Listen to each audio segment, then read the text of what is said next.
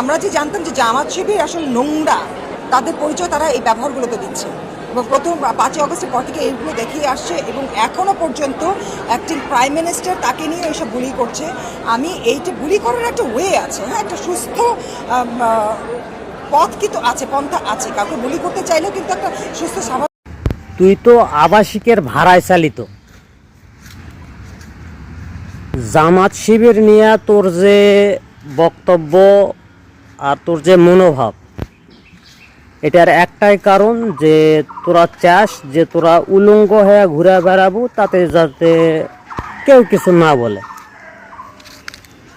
সমস্যা নাই, তোরা যা খুশি সেইভাবে ঘুরে বেড়া, উলঙ্গ হয়ে ঘুরে বেড়া, র্যাংটা হয়ে ঘুরে বেড়া, সমস্যা নাই।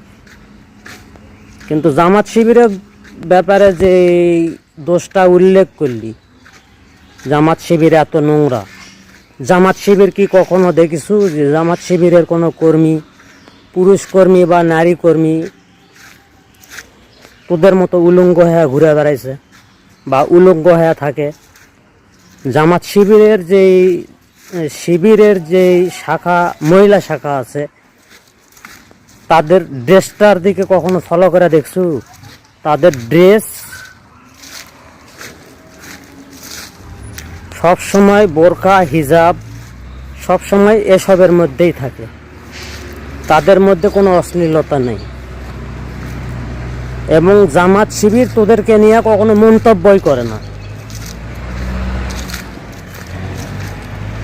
জামাত শিবির তোদের নিয়ে মন্তব্য করবে কি জন্যে?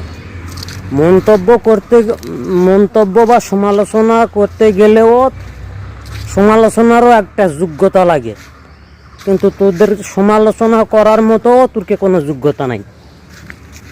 সুতরাং জামাত শিবির নিয়ে বেশি লাফালাফি না করাটাই ভালো। লাফালাফি করিস না, পাবলিক কিন্তু